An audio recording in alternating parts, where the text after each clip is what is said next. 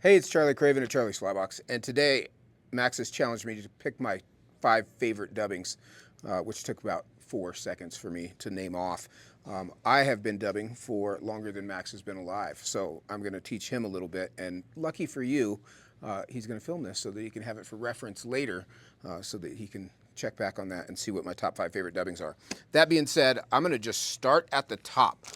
When I think of dubbing, ideally, I generally think of superfine dubbing. Superfine dubbing is a fine polypropylene dubbing.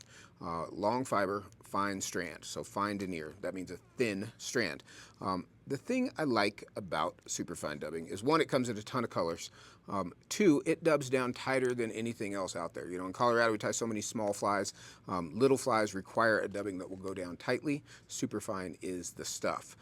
It is not, because it's polypropylene, it floats, but it is not limited just to dry flies. I use this on a lot of nymphs. You know, your split shot or bead counteracts any floatability that this has. So it's really a versatile dubbing. Anything that you want to make kind of a tight, slick body on, that is the dubbing for you. Grabs really well to the thread. I think it's the easiest one to use, and you know, after years of teaching fly tying class, I would say that absolutely holds true. I think everybody in class agrees that this is the easiest dubbing to dub. The catch being is this doesn't do everything that you want dubbing to do. So that's why there's so many different kinds. And honestly, you know, I picked 5, but I think we have 11 or 12 packages here. So my 5 has expanded a little bit, and yours will also. You could probably get away with these 5 for most of the stuff, honestly, for all the stuff you do, but you wouldn't want to. And you want to try different stuff just to see what it's like. But super fine for small, tight-bodied flies. The next one that I would throw in there that kind of goes back even more old-timey for me is beaver dubbing. This is magpie beaver dubbing, which has got no guard hairs in it, which is super nice. If Stephen Hankins can get his act together and send us some more of this, that'd be awesome. I'm talking to you, Steph. He says he's sending us more. He does say it. I don't believe him. We'll see. We'll make a special video just for him. The thing with beaver dubbing, it is a fine dubbing, but it's a short fiber. So that does a couple of things. You get a little bit of fuzziness to the body on a small fly with beaver dubbing. This is not something you'd want to use to build up a big fly. It doesn't build fast enough. But for small flies, it builds very slowly, which is really nice for very thin applications. Max's Mess Maker is a great example of a fly where you just kind of touch dub this on. There's hardly any of it there, but you get that little fuzzy halo effect from it. This is also the dubbing beaver, is what I use on a mole fly because it will saturate. Back in the day, you know, muskrat and beaver, aquatic critters, they said use that for dubbing on your dry flies because those were aquatic animals and their fur was waterproof. Well, that is horseshit. This gets wet just like everything else. If you put floating on it, it will float, but it gets wet just like any other natural fiber. But that can be an advantage in some cases. You know, mole fly is a great example. If you tie a mole fly with superfine dubbing, that body does not want to sink, whether you put floating on it or not. It just doesn't want to sink. A beaver dub body that's picked out a little bit and loose will absorb some water and let that body hang below the surface. So a little bit fuzzier application, really nice for small flies because you can use such a tiny bit. Just to compare and contrast, the length, the staple length, the actual length of the fiber in superfine is about 1 to 1.5 inches.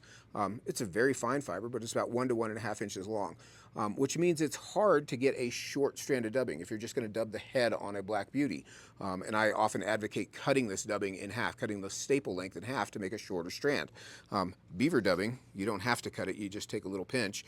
And the staple length of that is about, gosh, 1/8 of an inch, 1/4 of an inch maybe. So much easier to apply in small amounts. Again, neither one of these build very quickly, so you know, relatively limited to smaller flies. You know, I would still use superfine on a size 10 dry fly. I still do that a lot, but that's probably as big as I go with superfine. You know, just it doesn't apply well in those bigger sizes. But superfine and beaver dubbing for tight-bodied little stuff, generally speaking. What do I got? What's next in front of me? This one was an easy one, and I'm going to start here. Hare's Mask, regular old Hare's Mask dubbing is still one of my very favorite dubbings of all time. And most of the stuff, you know, when you hear Hare's Mask dubbing, you think of a package of Hare's Mask dubbing.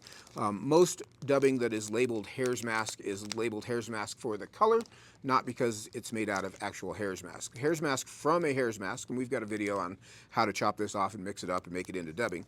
But real hare's mask dubbing from a hare's mask is the buggiest, most applicable dubbing. It dubs nicely, it goes onto the thread nicely, but it stays spiky. It's natural, so it's got a lot of variegation in it. It comes in a lot of different colors. Fantastic stuff. I use this on dry flies, I use it on nymphs, I've even used it on some streamers. So a short coarse dubbing as opposed to a short fine dubbing in Beaver and a long fine dubbing in superfine. A short coarse dubbing like hare's mask. Now, that being said, Nature Spirit does make hare's mask dubbing that has real hare's mask in it. It's got some rabbit and it's got some antron in there too, so it's got a little sparkle. But this stuff is the only stuff I've ever found that as a package dubbing even comes close to real hare's mask off of English hare. So this stuff is pretty good. It comes in a ton of colors. I actually use a ton of this. I really, these days have my whole life I've always tied kind of neat, clean, prim, proper flies. I've been kind of in a sloppy phase the last few years trying to tie more ragged stuff, and this lends itself really well. You can still dub it down tightly because it's got that under fur in it, but those guard hairs stick out, and if you've got a piece of Velcro or a dubbing brush, you can really rag this up and make it look very buggy, but still kind of clean and neat and tidy. That's sort of my view on this stuff. You can do a lot of things with it. It doesn't need to be ugly. It just needs to be shaggy. So that's easy to do there. I'm going to segue that into this Argentine hare dubbing from Fulling Mill. This is a bigger rabbit, and this is the fur and guard hairs from the hide. It's not from the mask, but this is hare's mask on steroids. A much longer, coarser hare's mask style dubbing. So if you're going to use this on a bigger fly, like a crawdad or a carp fly, something where you want bigger bug, where if you did it with hare's mask, your guard hair still wouldn't be long enough to kind of be proportioned to the size of the fly. This is just larger scale of the same kind of stuff. We just got this in 10 days or so ago, and we've been very excited about it. It's pretty cool stuff. It dubs very much like hare's mask, super buggy, great colors. Add that into your mix. I should talk about South Scud while I'm here. I do use this a lot especially for scuds, surprisingly.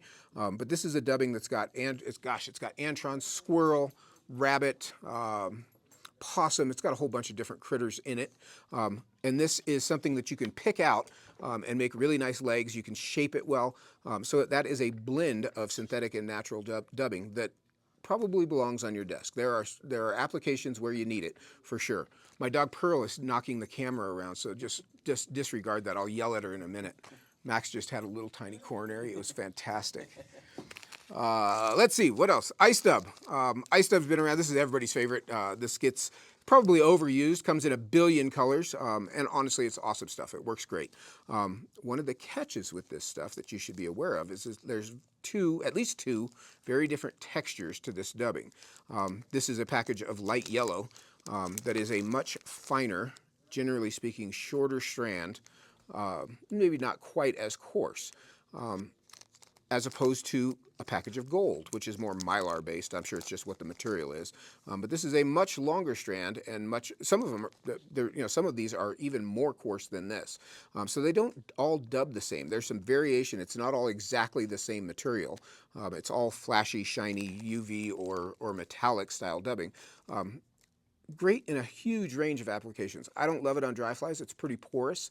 I see it a lot on the Instagram of all the influencers tying stimulators and things like that with ice dub, and that tells me they've never put one in the water because it sinks like a friggin' rock.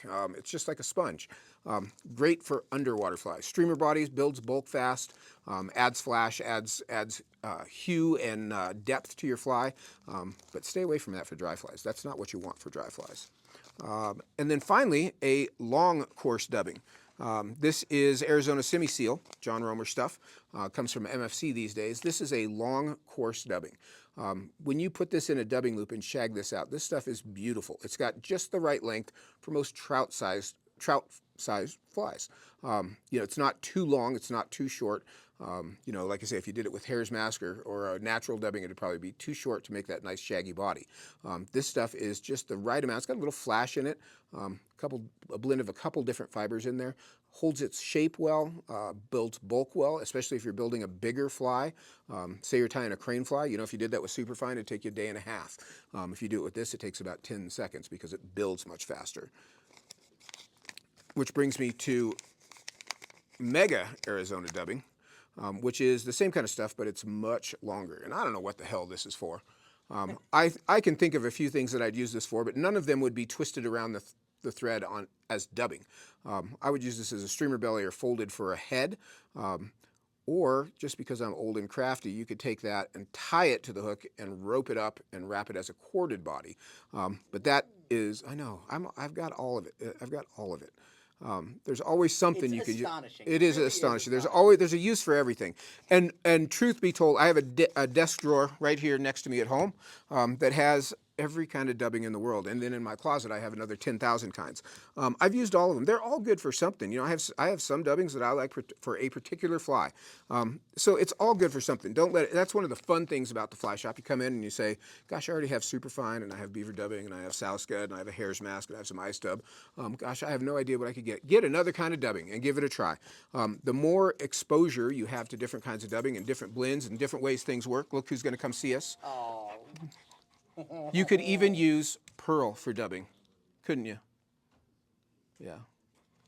ADD. It's rampant around here. You could use it for all kinds of different things, and all those different dubbings are useful. You just have to figure out which ones that you like. Those are the ones I like. I hope that helped. If you have questions, contact Jaron. He needs more practice on the phone. There you go. Thanks for watching.